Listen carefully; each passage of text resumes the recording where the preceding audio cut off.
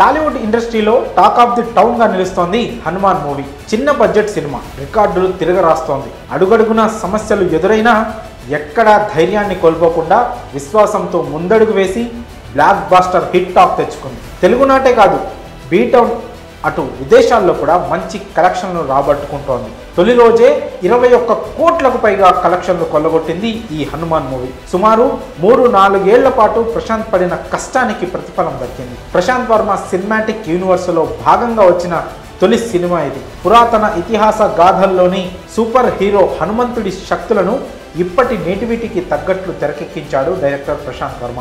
హనుమాన్ తక్కువ బడ్జెట్లో రూపొందించినప్పటికీ ఏ విషయంలోనూ ఎక్కడా రాజీ పడకుండా తీయడంతో థ్రిల్ ఫీల్ అవుతున్నారు ప్రేక్షకులు. కొన్ని సీన్లు రోమాలు నిక్కబొడుచుకునేలా ఉన్నాయి. ఇందులో ప్రతి ఫ్రేమ్ ఓ కళాఖండం. ఇంతలా మూవీ సక్సెస్ అవ్వడం కనుక కారణం విఎఫ్ఎక్స్, CG వర్క్, గ్రాఫిక్స్. ఇవే సినిమాను ఎడ్జ్లో కూర్చోబెట్టాయి.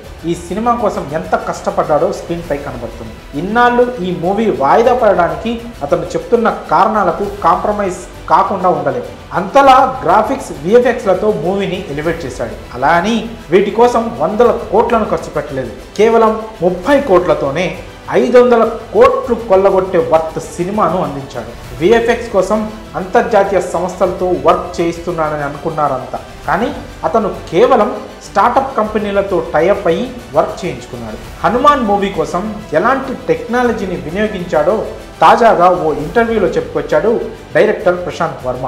తమలాగే ప్రూవ్ చేసుకోవాలనే వ్యక్తులతో టీం బిల్డ్ చేసుకొని మాకున్న బడ్జెట్లో CG, విఎఫ్ఎక్స్ పూర్తి చేయడానికి, క్వాలిటీ ఇవ్వడానికి ఇంత టైం పట్టిందంటూ చెప్పుకొచ్చాడు.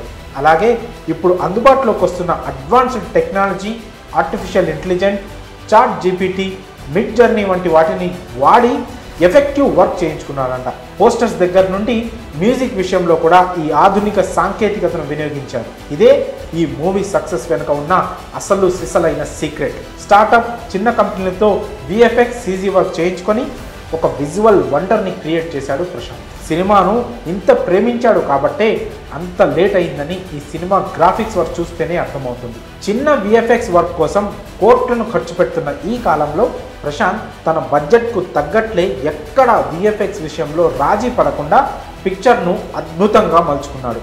తక్కువ బడ్జెట్తో కూడా గ్రాఫిక్ వర్క్ను ఓ రేంజ్లో చేసుకోవచ్చని నిరూపించాడు.